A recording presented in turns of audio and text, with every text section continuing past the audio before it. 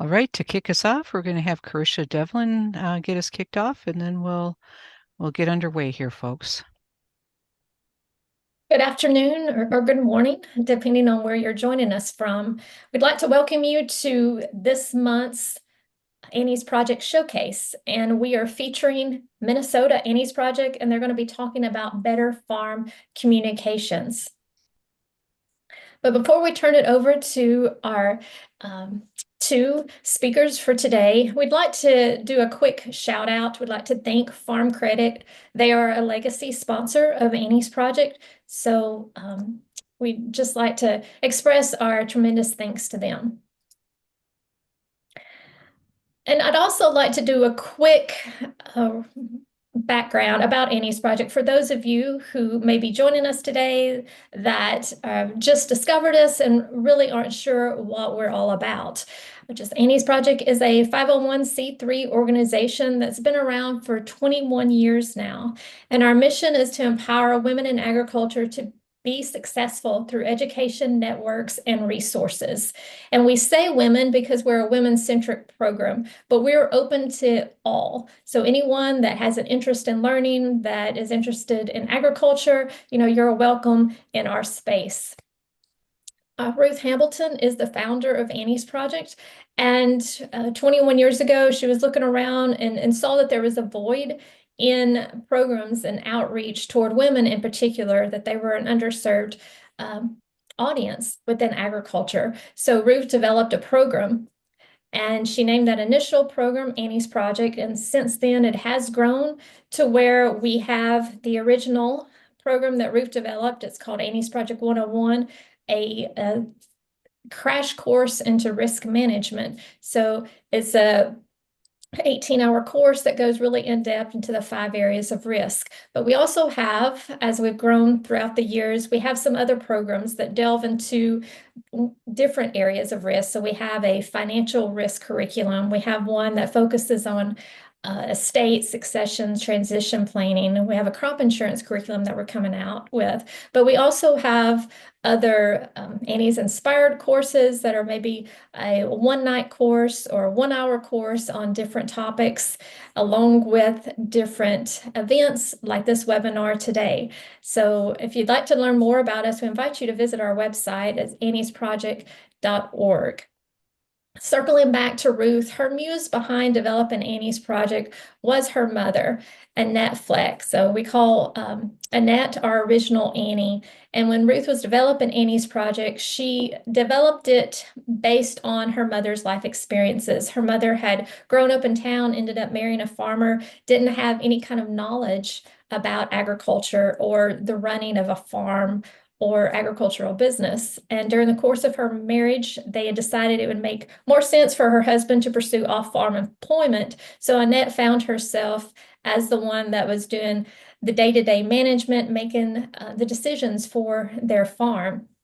And Ruth remembers watching her mom struggle at first.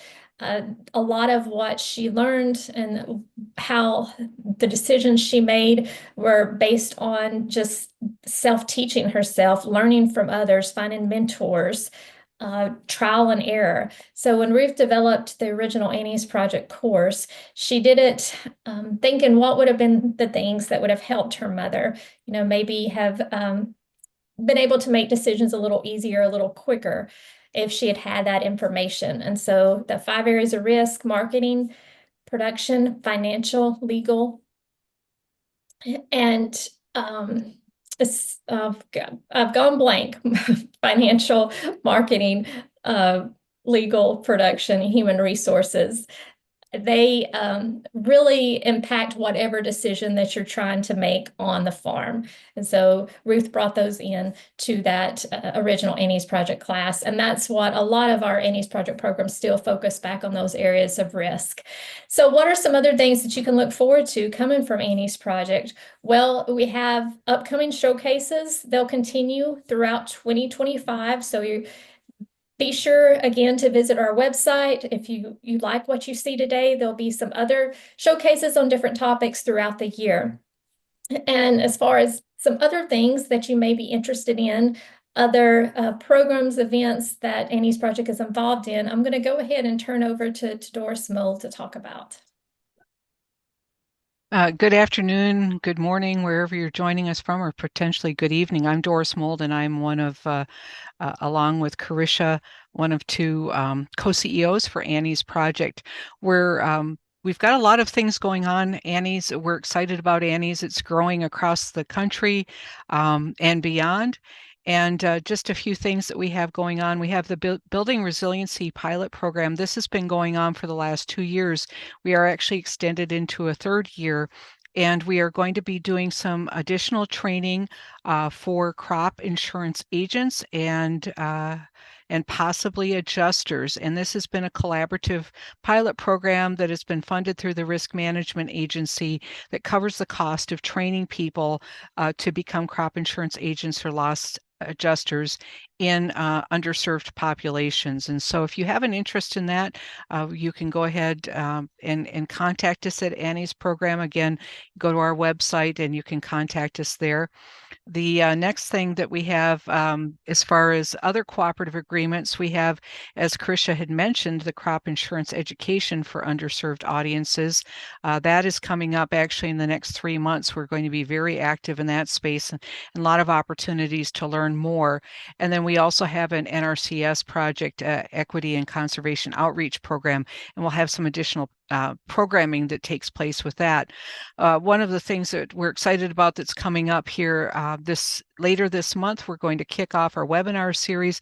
We are going to be hosting most of those webinars will be in the evening, but they will be recorded and they'll be on our YouTube channel as well as doing the live session as well. But we'll be kicking it off actually with another Minnesota person at the end of the month on January 28th. We're going to be covering record keeping and financial and production record keeping to help make sure that you are tracking things for your crop and livestock insurance.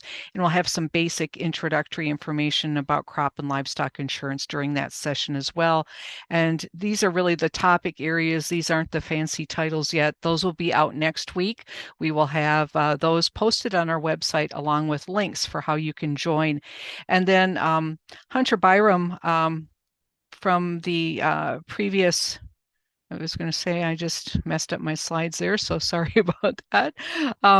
Hunter Byram, who is with University of Arkansas, he is going to do a special thing with some particular decision tools, and so we're excited about that. That will be a daytime webinar, and that will be on February 24th. But we have a lot of great programming coming up, and in addition to the webinars, we'll have a live course that's going to be available, and that'll be focused on specialty crops and crop insurance.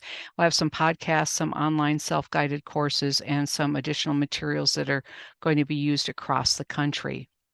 So you didn't come here to hear me talk about all of the Annie's programming. You came here to hear specifically from our guests and awesome program coordinators from the great state of Minnesota, which is my home state. So I'm pleased to welcome and introduce Suzanne Hinrichs and Colleen Carlson. They both work with University of Minnesota Extension, and they head up the programming in Minnesota and help coordinate amongst a whole crew of fantastic facilitators. So today we're going to learn a little bit more about Annie's Project in Minnesota, and then of course about better farm communication. So welcome, ladies, and we look forward to hearing what you have to say. Wonderful. And Colleen, do you want to kick us off with a little overview of what we've been doing with Annie's Project in Minnesota? Yeah, so, well, and I should, I'm Colleen Carlson, and I'm a local county extension educator in Carver and Scott County. I've been in an extension role now for 9 years, and in 2007, Annie's Project started in Minnesota. We have over 650 alumni. We've been very active pre-COVID and post-COVID with in-person Annie's Project 101s. And one of our success stories, we're starting our 5th online Annie's Project 101 here in March of this year of 2025, we've been able to host our first Annie's Project Retreat, and we are looking forward to offering Annie's Inspired courses. I'm working with South Central Technical College to continue that program with the Annie's Inspired. So we have a long history here. We're grateful to Ruth and her mother, Annette, for starting Annie's Project. I have a degree in ag education. I teach some poultry classes. I do a lot of dairy work. So my scope is ag production systems. So Jill of all trades. Suzanne, introduce yourself a little bit. I'm also a Jill of all trades. My name is Suzanne Henricks, and I also am with University of Minnesota Extension. I'm on the agricultural business management team. We're a small but mighty team across the state. There's only 6 of us. We teach about farm financials, benchmarking and forecasting, but we also teach about planning for your taxes for agriculture. And then we do a lot of farm transition work, as well as one of the efforts that I'm involved with as well is the Women in Ag Network. And Annie's Project really fits in that area. So we're excited to be a part of Annie's Project and have that in Minnesota. And thank you very much, Doris and Carisha, for that warm welcome. So I'll just kick us off, if that's okay. We'll go on and just talk a little bit about communications because, you know, we use communications every day, whether we know it or not. Since before we were even able to talk, we've been using communications. Today we're focused mostly on verbal communications, but if you think about it as a baby, we knew how to communicate well with our parents when we were hungry or if we wanted to sleep or if we had a dirty diaper. So a lot of communication happens that's not verbal. It could be nonverbal or any other way, but we're focused mostly on verbal. And if you think about all the times that you interact with people throughout the day on your farm, it could be your farm colleagues, it could be family members. Like it says on the screen, it could be vendors or truck drivers that come onto your farm, but it could be that you have an off-farm job and you're interacting with people at an office or at a retail setting. There's all kinds of ways that we communicate with people. So we thought it was a worthy communication or a worthy focus for today's showcase. If you think about communication as well, that many employers tell us that they would rather hire someone who has soft skills and who can communicate and then teach them those technical skills. So I think we would agree on farms that a lot of times hiring someone who has communication or other ways of communicating, might not just be verbal, but that they have some common sense and that we're able to then also teach them those technical pieces or ways we want to farm on our farms. So that's a big piece of what we're focused on today. But if you think about it, communication is hard because none of us have even had a class, most likely, on communication. And here we communicate all day, every day. So it's an important piece of being successful with our farms and our businesses. So we have developed a webinar that we're going to focus on 5 sections. It's really those foundations of communication. We're going to also focus on active listening. And then we're going to talk a little bit and hit on navigating those bold conversations when maybe conversation is hard. So we're going to touch on that as well and give you some tips and pointers. And then we're going to strive for best communications, bringing your best self to communications, because after all, we're the ones that can also make a difference. We know it's two-way conversation, but it also starts with us. So, and then we're going to talk about business meetings. So we have a few things that we want to cover in today's webinar, but we want to make sure that you know that you can communicate with us. This is not just a one-way communication. We'd love to hear your comments as we bring up some thoughts or ideas. Please use the chat. I think the chat is enabled and we can use that. And I think it would be really great to have your thoughts as a part of this webinar. So we'll get started on some of the foundations of communication. And this is a really neat way to be able to explain how communication happens. You know, we always try to strive for authentic, open, and honest communication. And if you look at the diagram on the left, we have a sender and a receiver. Very linear. One person talks, the other person listens, and then responds. But we know that doesn't always work that way. You can see the two big stars that are there. They say noise, the green stars. We know that noise happens, and noise can be in our own head. If we think about it, noise happens all the time. We're always thinking, and we have thoughts and perceptions of things. There could also be real noise. It could be a tractor in the background. It could be the heater or the fan blower in the shop. There's all kinds of noise that can happen. So we need to try to eliminate or clarify that noise so that we don't get caught up in the noise instead of the speaker. And noise can also be things like cell phones or someone else hollering at us. So all of those things, to have a really open and honest conversation, we should try to eliminate as much noise as possible to get to the type of conversation on the right-hand side of the screen. We know that there are multiple communicators in conversations.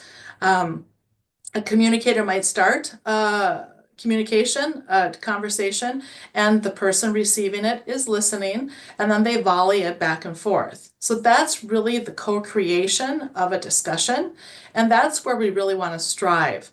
And so we're going to talk about that because we know sometimes communication is hard. There might be one person that doesn't want to communicate, and we're going to talk about that and have some tips for that. Also, if you think about a communication, it is like a volleyball game. We're trying to volley back and forth. So when you're listening, you're not trying to come up with your next statement. You're actually listening and receiving what that person is saying and then responding in kind.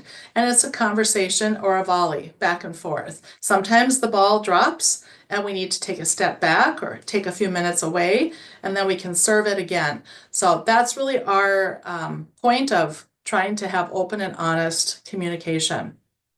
We know that in a family and business, in farming, that's both. It's all of it. We have a blessing that we get to work with family in many cases. Of course, farms also have people who are hired on, or maybe they're extended family, but in any case, we have a lot of people that are related working together, and what a wonderful situation to be able to co-create a meaningful existence together.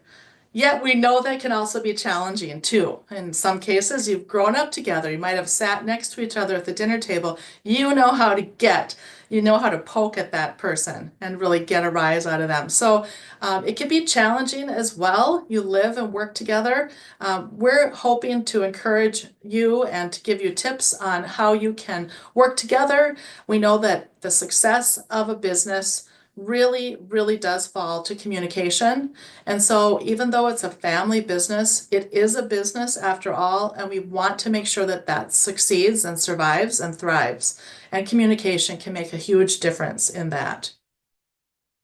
So here's another example of business and family. A business or a family might be communicating verbally, which is what we're focused on today, but we really do know that there's other kinds of communication. There's nonverbal. You text all the time. You have lots of things that you need to communicate to each other. It might be CB radios or all that.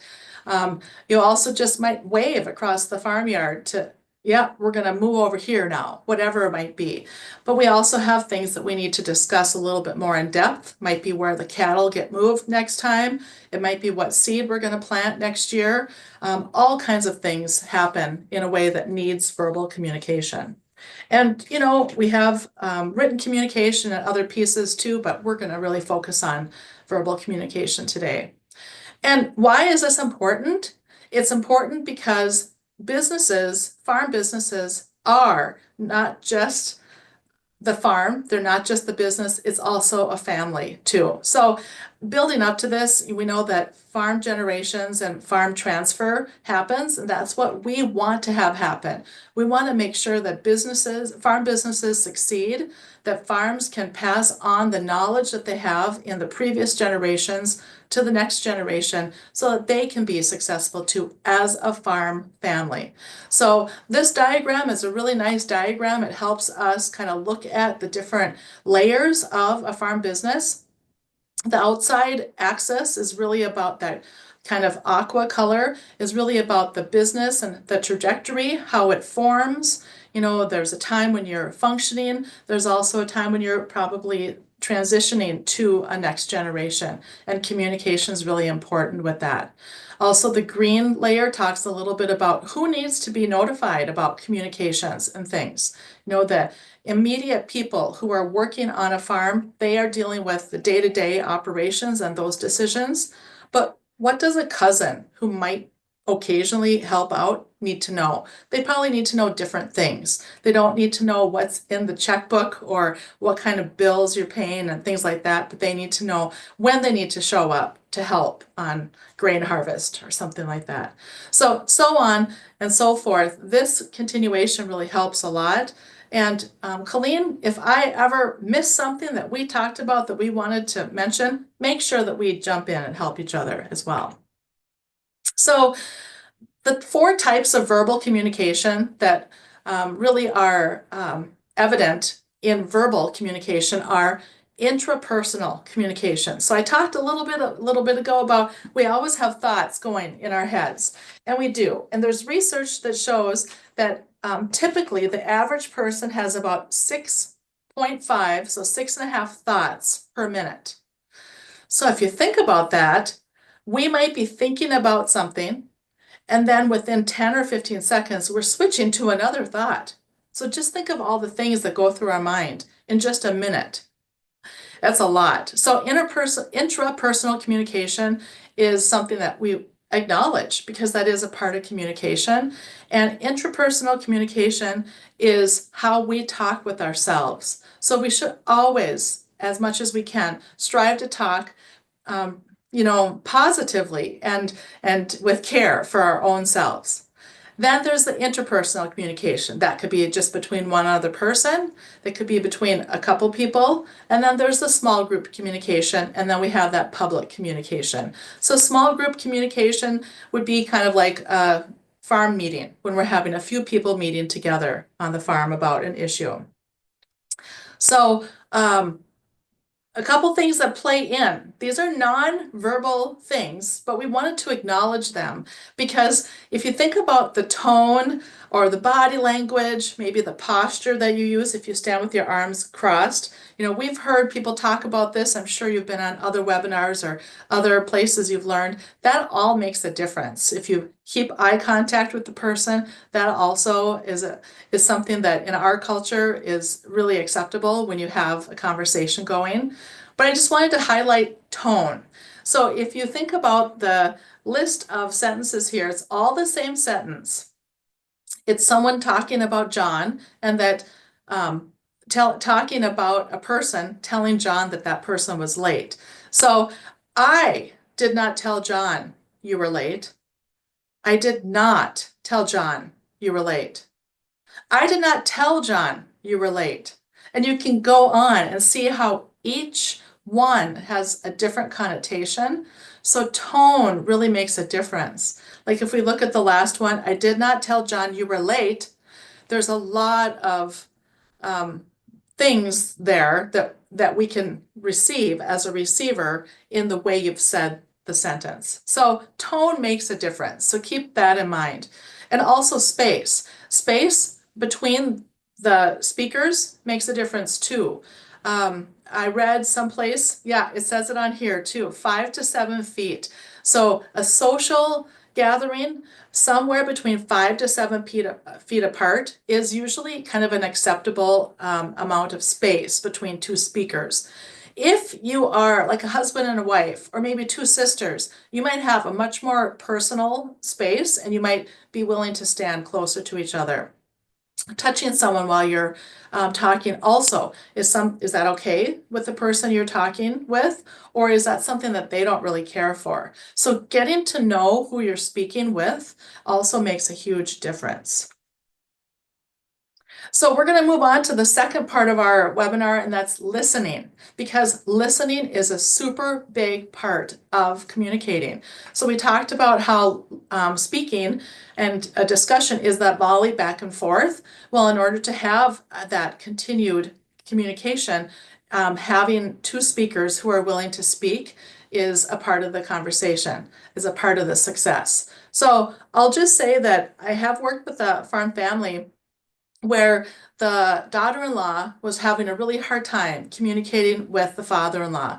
And we're going to talk a little bit about this in some hard conversations, but I encourage her, to keep trying. We're going to give you some tips here, but a lot of these require that second person to be listening. And so a conversation back and forth is an important way. That second person should be paying attention, looking at the speaker, not thinking about what you are going to respond with, but really absorbing what that person is saying. And that takes some time and some practice. So as you are conversing with someone else, think about how you receive that information and how you listen, and how you kind of let that person know that you are listening by having eye contact, maybe smiling. You could nod. You might say yes during their speaking. You could ask some questions, ask for clarification. You could even provide feedback or paraphrase. So if Colleen was telling me about something on her farm, I could paraphrase it back. So I think I heard you say this. Is that right? Is that what happened? And then she could have a chance to say, yeah, that's exactly what happened. Try not to judge. Try not to interrupt. Let that speaker have that time to speak, because you will naturally have time to respond. And if the person that you're speaking with doesn't give you time to respond, then you have to almost make a decision. Is this time the time where I need to have this conversation, or do I need to come back to this in a little while? Because it could be that that person isn't in the mood to listen, and that happens. We have to acknowledge that, and then you have to try again. That's the success of our business. Our success of our business depends on keeping on trying with communication. So a healthy conversation involves listening. And these are kind of the cues and that discussion back and forth of how a healthy conversation, an authentic conversation, happens. So we talked a little bit about bold conversations, and that might be in that example where I was talking about the daughter-in-law expressing the fact that her father-in-law hasn't ever really talked about farm transition. I teach a little bit about farm transition with my colleagues on the Ag Business Management team. And this is a common thing where someone in the ownership generation doesn't want to talk about the transition of their farm. And it really could be that they don't want to acknowledge that someday they won't be working with the farmer, that they don't want to even think about the next steps. Coming back to a bold conversation from different vantage points is really important. So I encourage this daughter-in-law to think about how she might be able to prepare for the conversation. They had maybe expressed things like, we can't even get this information, whatever this information is. So I told her to back up a little bit and explain how they care about the farm. They want to be involved with the farm ongoing. Kind of explain a little bit more so that the ownership generation doesn't feel only poking and prodding, but that they feel like, okay, I really should share with this next generation in order to keep this farm going. So practice and prepare for those conversations. Think about how you might approach it, and reach out to someone that you have as a trusted friend to talk it over. What if I started the conversation with this? Or how about if I approached it this way? And you could practice with that person. So that's an idea for you. Enter the conversation putting your best foot forward. So make sure that you both are potentially at a place where you could have a conversation. If you have that noise in the background, let's say it is a tractor that you're trying to work on and get up and running, and it's a stressful time, that's not the time to have that conversation. But you could say, hey, I would like to talk to you about a couple things. Would Tuesday at 1 work? So you could actually enter the conversation with both people ready to have a conversation. That's hard. I know it is. But all of this is worth it, because your farm business, it relies on communication. That's an important part. And we know that not always do the communications work. So I've acknowledged make sure that you give yourself grace to be able to come back to it.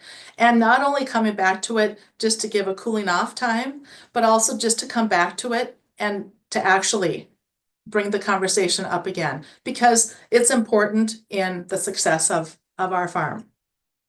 So I'm going to transition now over to Colleen. She's going to cover the next couple of sections, but I just wanted to say that, we talked a little bit about the foundations of communication, but then also listening. And now Colleen is going to talk a little bit about striving to put your best foot forward in conversations. Thank you, Suzanne. So we want to strive for our best conversations and have those interpersonal conversations. And Brene Brown says, talk to yourself like you would to someone you love. And let's just start with our own self-talk. If we start out with negative comments and in our head, we're saying bad things about ourselves. Now, let's change that around. Would we say those same things to our best friend? Would we tell her, how fat she is, how lazy she is? So why do we have that in our own self-talk? And the other thing, one thing that really hit me hard is when you have young children, you talk to them and you encourage them in such a nice way. You can walk, come on, get up, you can do this. And you're really positive, it's just like, oh, and try again. Well, I have teenage boys. Pick up your clothes, get them in the laundry. Your whole tone changes. So, talk in a supportive and manner and be a better self-talker for yourself. Remember that you wouldn't talk to your best friend like that. So, and also your children when they were younger and now that they're adults, and even your spouse, you don't talk to them in the same way that you have in the past. And remember, when you were young and in love, that talk was different than when you've been married for 25 years like I have. But you have to remember those moments and give yourself grace in those interpersonal and work on the best conversation. And sometimes you have to couch it. It's like, I'm not here to pick a fight. I really would like to discuss a couple of things. So you kind of clear the air and you set that neutral table to have a good conversation. So why is this so important? And some of the things too is male and female conversations. You may have opposite opinions, and that's okay. What can we learn from each other's opposite opinions? And sometimes men can become very defensive as well as women, and they walk away and why do they walk away? Because they're large and in charge, because they feel like they're not being heard, because they're right all the time. And really, they want a win-lose relationship. If that person wins, then the other one has to lose, as opposed to what is the collaboration? What is the best outcome that we can make for our farm today, our family today, given the current situation? And the other thing, females may feel like they're not being heard. And if we are not being heard, one way to do that is to repeat or reflect what that other person has said. And then also, so if I understand you correctly, you would like the cows moved to the south pasture. However, what I would like you to hear me say is that there's no current water out there and we need to move them to the north pasture. Have you considered those kinds of things? So because the female has not been heard. And with male communication, the tempers can flare. Impending communication, oh, I wonder what he wants now, or father-son or father-daughter, oh, they're going to try and tell me what to do. Dad never listens to me. And so they're already shut down. And so that's another way to ignore another person. So as Suzanne said, setting a time, having a time to come together. And we're going to talk about farm meetings too, so that there's an agenda. And you want to have a good agenda so that these tempers don't flare. And then, as always too, one may feel that they're not being heard. And the other thing, this takes practice. This cannot happen overnight. You really need to be aware. You need to reframe it, and you need to be in an open state of mind for collaboration and good communications. So we have to embrace the fact, and you're going to see this slide a couple of times, that there are gender differences. So, but with all of these gender differences, male, female, we come up with better ideas that's going to lead to greater success. So be open to the gender differences. We also need to understand with this generation that they all communicate differently. So we have the silent generation that worked really hard. They're loyal. They have respect for each other, but they tend to be a little bit more quiet. The baby boomers have a strong work ethic, and they don't need to communicate. You should see how dedicated they are by the effort that they put into their work, and they're not going to brag about it. So, be open to, what the baby boomers have done. And then the other thing too, when we're looking at these generations as they communicate different, why do they communicate differently? Because of their culture and the way that they were raised, but also by their life events. What was going on? How many of these generations have lived through a war and tight budgets and farm crises?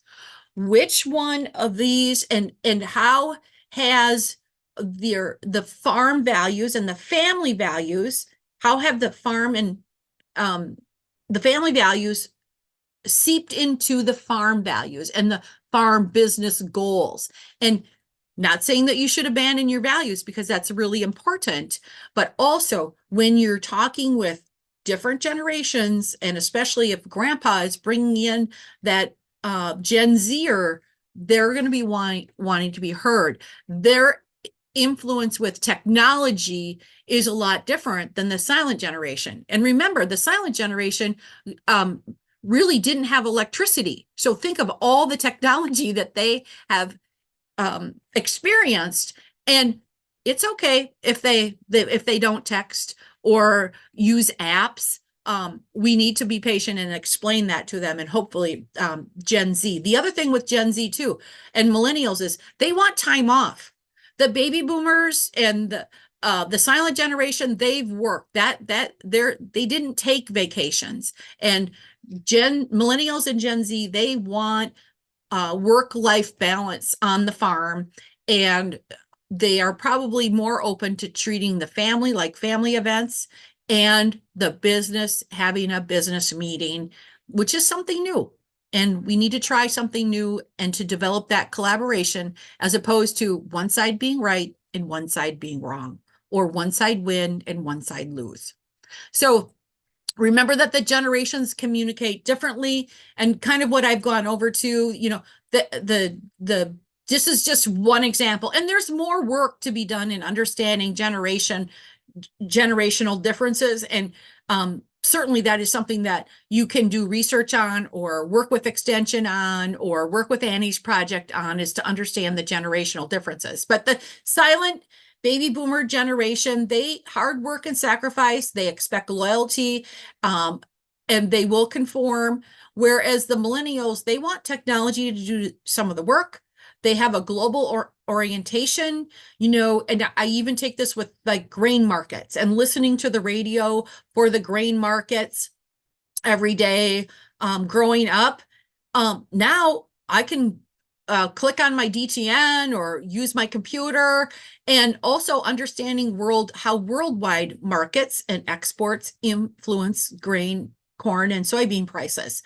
And then the Gen Y too, they want more flexibility. They want that separation of work and working on the farm and family time. And here again too, if we understand those generational differences, we need to understand each other's different points of view to lead to new ideas and greater success. It provides a little bit more harmony when people have been heard and their viewpoints have been taken into consideration, and then you move forward on your farm business goals. So the other thing that will help us, so we talk about these generational differences, we talk about our differences. what have we done on the farm and in our even in our families and in our business to understand each other's strengths? And here at the University of Minnesota, we've really embraced the Strengths Finders 2.0, Clifton Strengths. There are other programs that you can use. You can use colors. You can use the animal feature. You know, everyone has a different strength with different animals. You can use Myers-Briggs, and that's the difference. Like with corporate America, you have an HR department that's going to walk you through some kind of a strengths finder.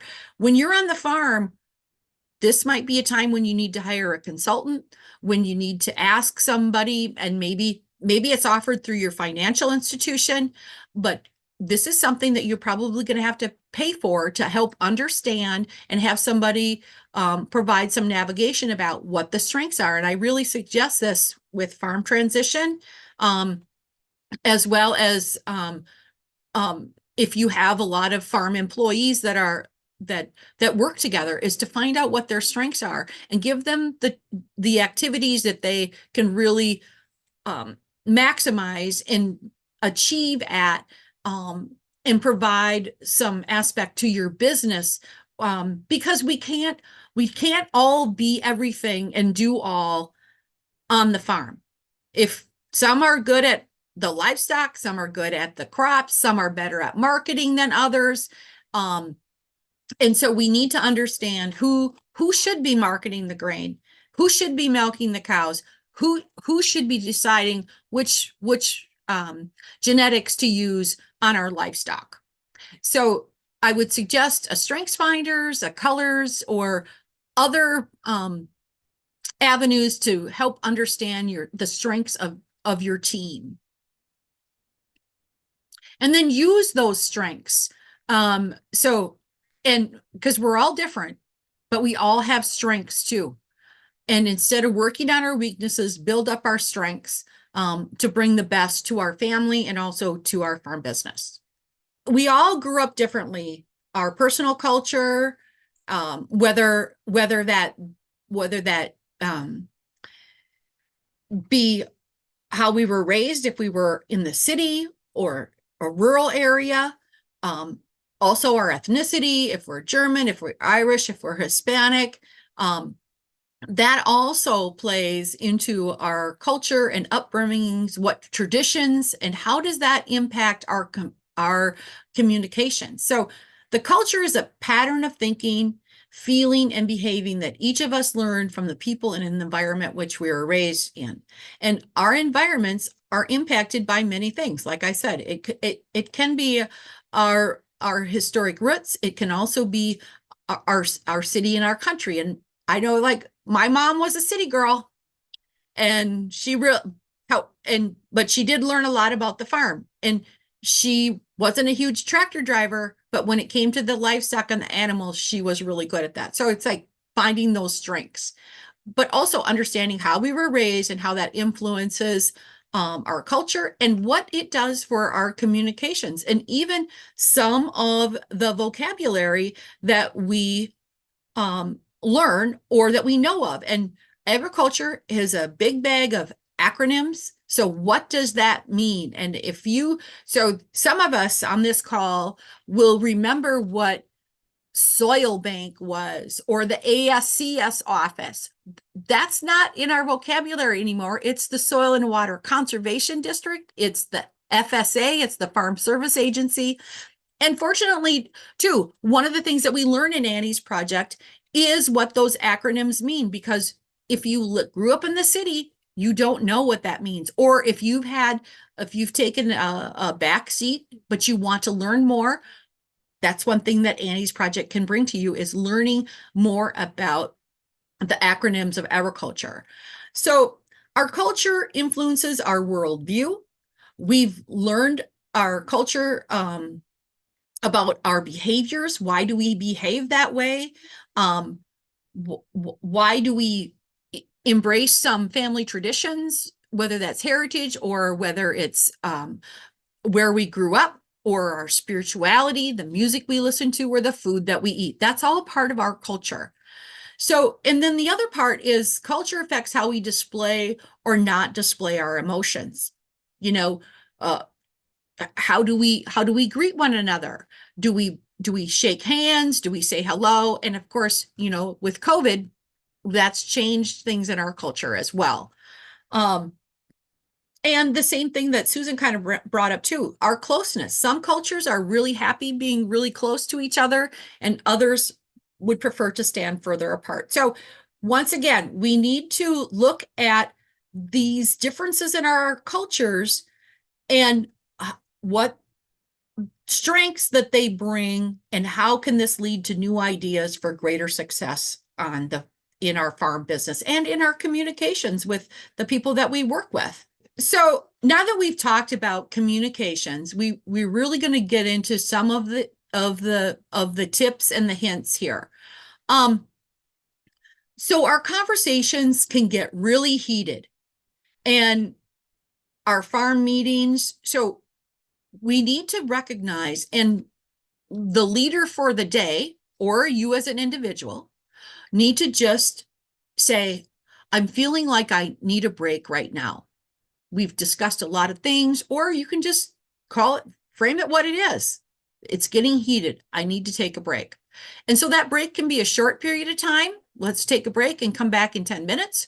Or I don't think that we're ready for this conversation. I want a week to think about it. Let's meet next Monday at 1:00 and continue this conversation when we've all had time to think about how we can collaborate on this goal.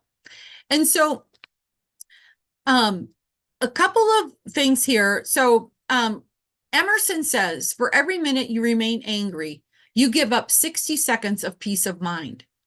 And do we want to stay angry? That is not our natural state. Our natural state is peace and harmony. And so we can call people out by using this quote.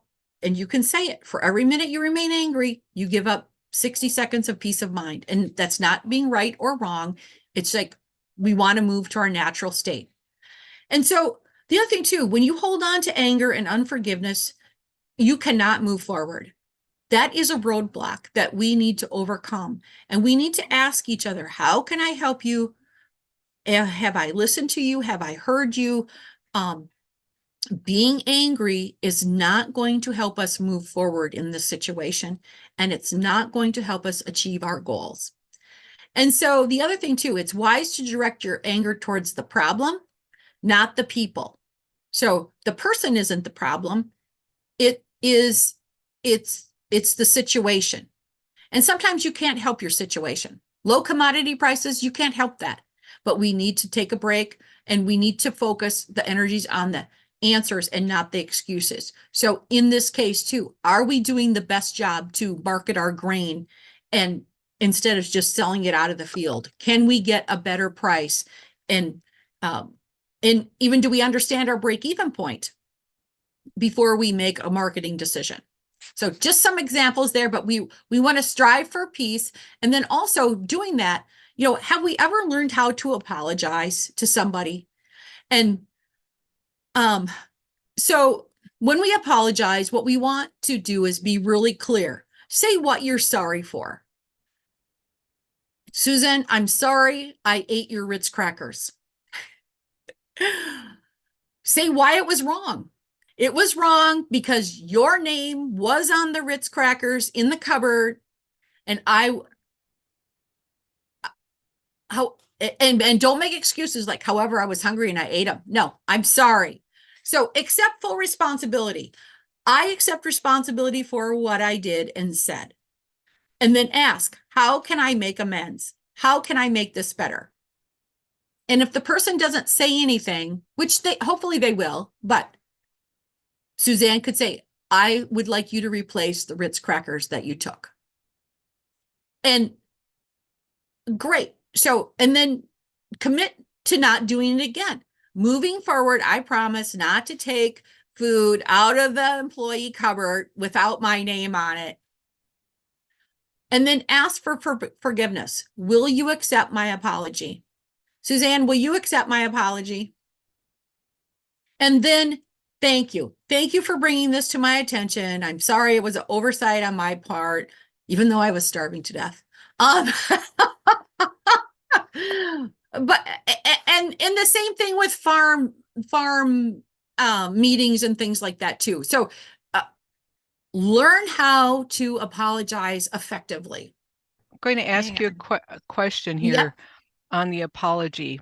So we hear a lot now for people, they don't really apologize. They say, "Oh, I'm sorry that you were offended." Yes.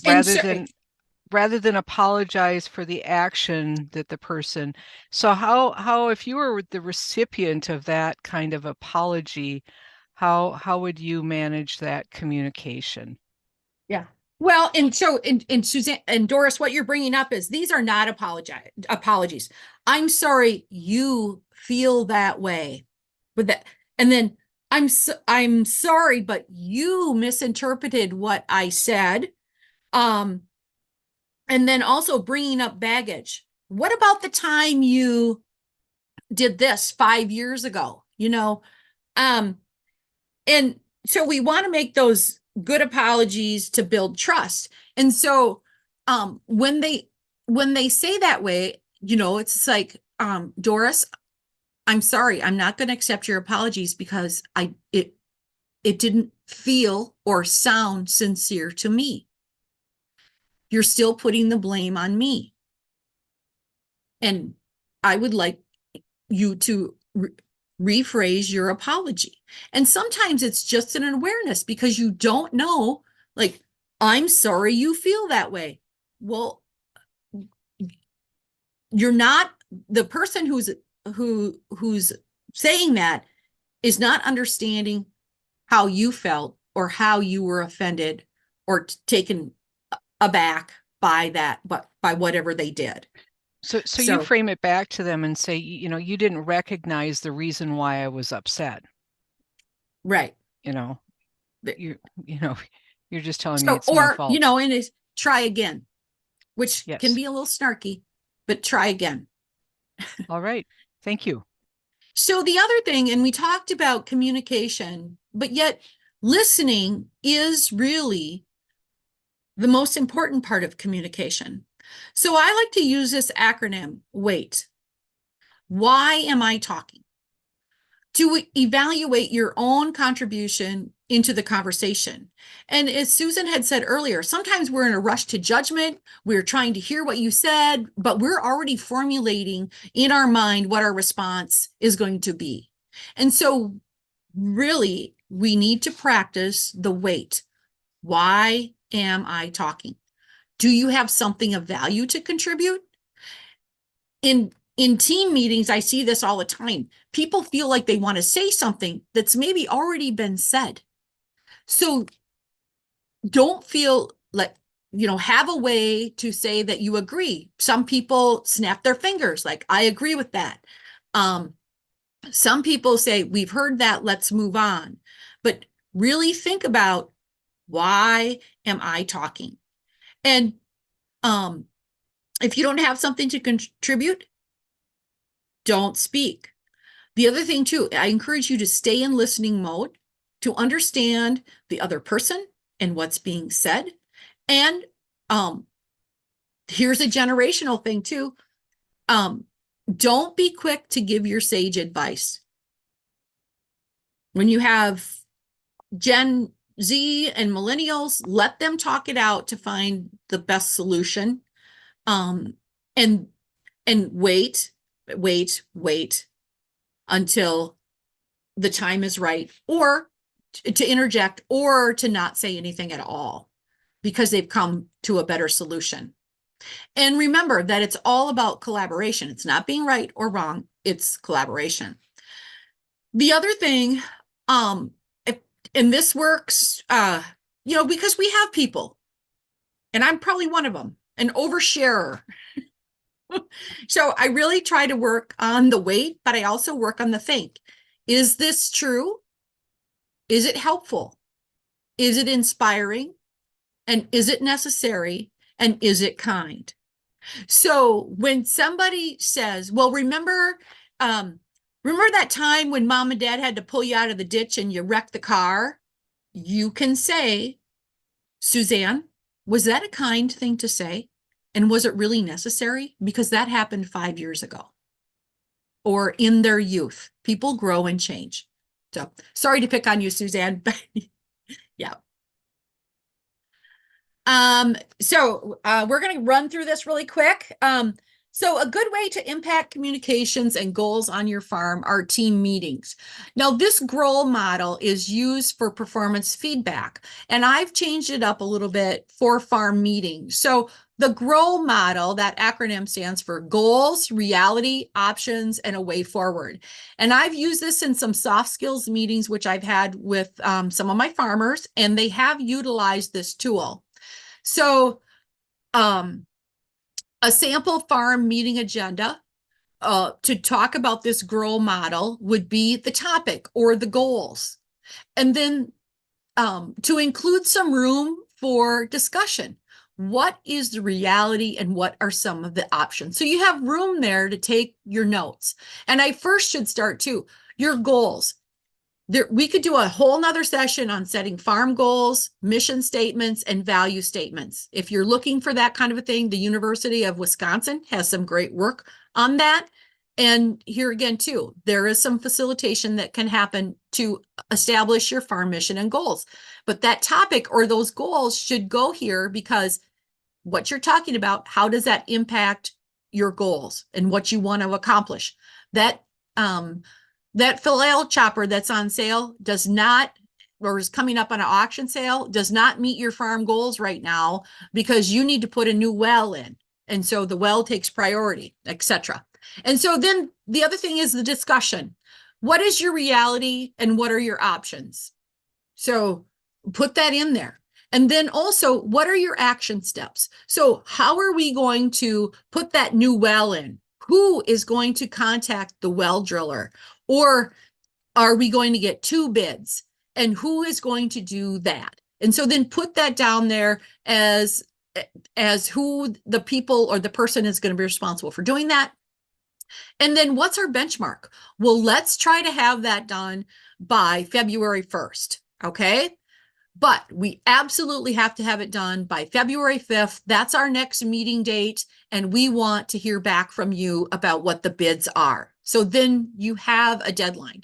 But also, if the 5th of February rolls around and I'm the person that's responsible for that and I haven't done it, okay, I'm not going to meet my benchmark. But by gosh, I know that I have to get it done in the next few days because now I've got a deadline of the meeting coming up. And so those things help things move forward. The other thing too, takeaways. As you're listening and having these discussions, what are you hearing? What are you going to take away from the meeting? 3 things that you're going to do? Or are you going to also be listening to the roadblocks? What things are going to impede this? Well, if we're going to have a snowstorm and the frost is going to go 9 feet deep, we won't be able to drill a well until at least May or whatever, so those are some roadblocks. Or, I called the well driller. Unfortunately, they've had a death in the family and they won't be able to get back to us but you need to revisit that goal, revisit those deadlines. So hopefully you find that helpful in putting together a better farm agenda with using those GROW models, but also with this new communication that we've learned. And we've talked about the foundations of communication and trying to find a way forward.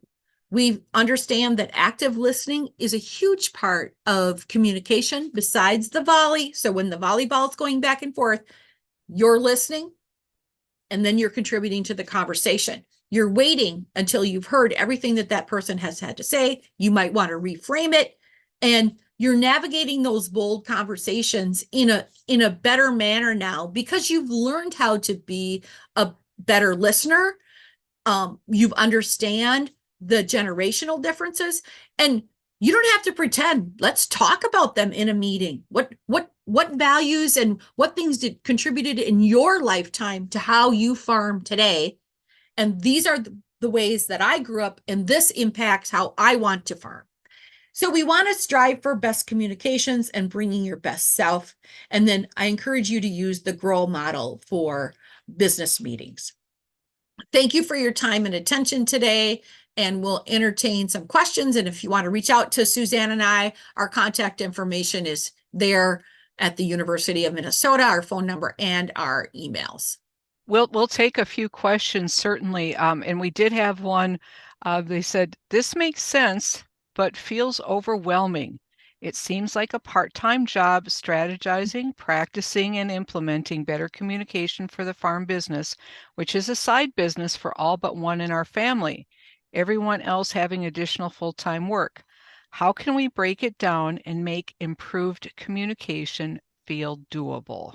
So do you want to continue to do the things that you've done the same way all the time, or is it a goal to provide better collaboration and better communication amongst everyone? And is poor communication leading to some detriment in your farm? Loss of animals, chaos, not as profitable as you would like to be. The other thing is to there's a saying, are you going to work on your business or are you going to work in your business? So are things going to get better, and what needs to get better? That needs to be in your goals. So yes, it is a full-time job or a part-time job. And here again too, revisit your strengths. What does everyone bring forward?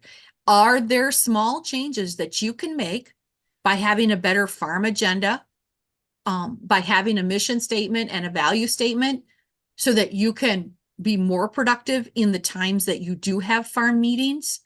And then I know the big question is who can help resource this? So find whose strength is that, and can they shed some light on it? Or is there somebody in your community who's on your unofficial board of directors to help you with communications?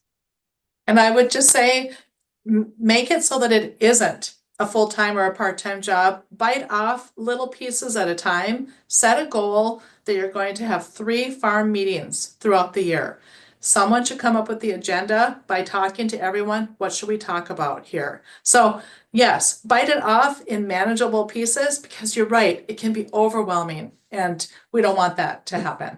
We had another question that had been sent in with registration saying, how can we get people that are maybe reluctant to start, talking about things? How do we deal with those reluctant folks that don't want to communicate, or maybe that there has been some conflict going on?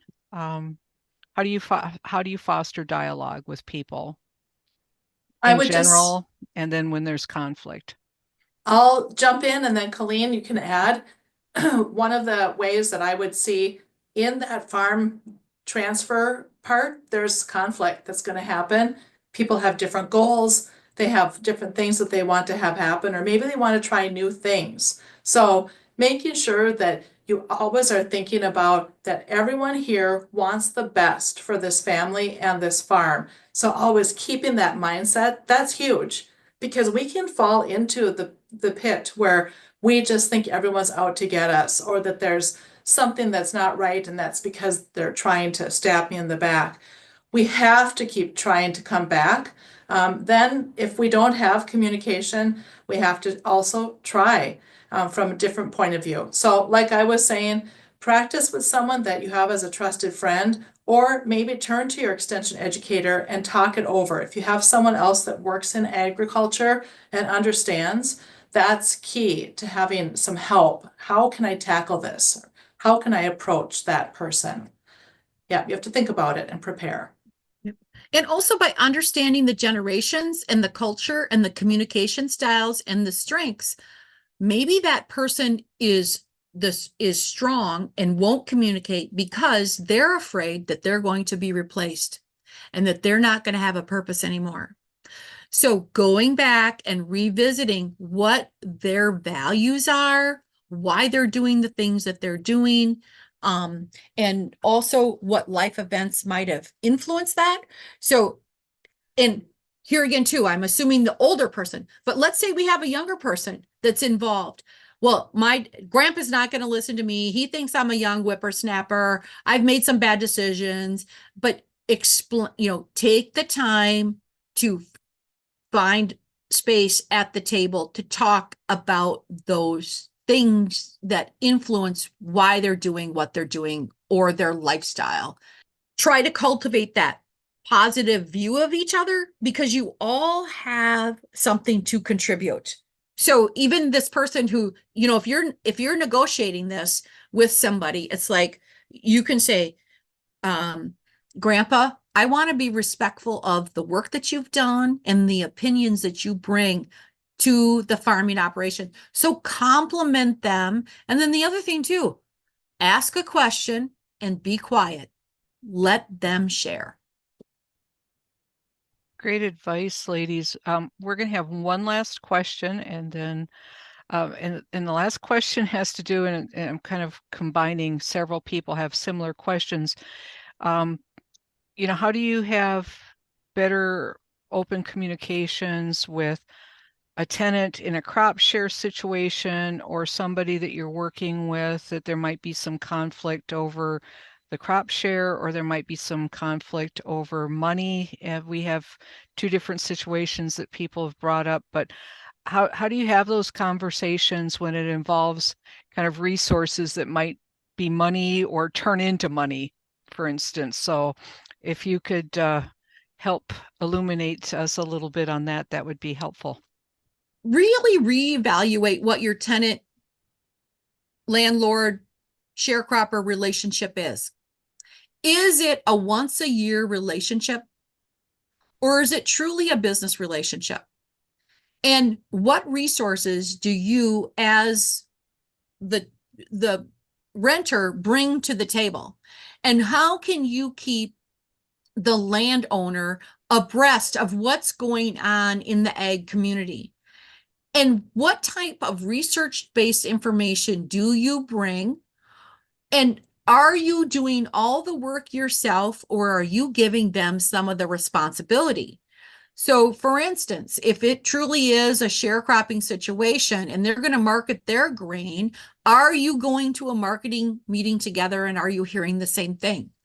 Are you consulting with the local cooperative and writing the prices down 4 times a year so that you can establish what that sales price should be? And are you bold enough in your business decisions with your landowner to share your cost of production? Why is it a secret? Because it helps them understand in this business relationship what the landowner is investing and what the tenant is investing. And so the other thing too, there's historical data between landowners and farmers about what percent of the budget historically has gone to the landowner and what has gone to the farmer. The other thing too, as a business partner, have you talked to your landowner about conservation practices, regenerative ag practices, and why you're doing what you're doing? Do you take proper care of the land and have soil tests done every year? And do you share that yield information with them so that they feel like they're a partner? The other thing too, if you're only communicating with them once a year to sign the lease, and hopefully you have a signed lease, how do you get to know the next generation and the next landowner if this land is going to be passed along? And other than a handshake in the funeral line. So build that relationship with the landowner and who they also value as important. The other thing too, I suggest having several meetings, even a crop update, or taking the landowner for a drive, or if they're absentee, if they're in California and they're farming in Minnesota, send them pictures or send them an update. And then the other thing too, I encourage people to know their their landowner's birthday, or send them a Thanksgiving card and tell them how appreciative you are for the opportunity to be in business with them and be a caretaker of their land. Hopefully those are some. Colleen, you knocked it out of the park. I agree. Everything you said, ditto. And then I would just say, from the perspective of the landowner, ask for those things that Colleen is describing. Sometimes the renter might be willing to share a lot of that. Ask them to go for a drive. I'd love to see your crops. How's it going? Things like that. So establishing a relationship outside of that once a year transaction is really key. Unfortunately, we are going to have to close today. I know that there were some other questions out there, but given our time constraints, we're going to have to wrap up. Colleen and Suzanne, thank you so much for your time. You've left us with a lot of great information. I think we all have things to ponder and also tips that we are taking away today to implement. I know that there was some lingering questions, and I am assuming that it's fine, Suzanne and Colleen, if folks want to reach out to y'all directly. You've graciously left your contact information up on the screen. So if anyone has some lingering questions and you would like to contact them, please feel free to do so. Thank you all for your time and for joining us today.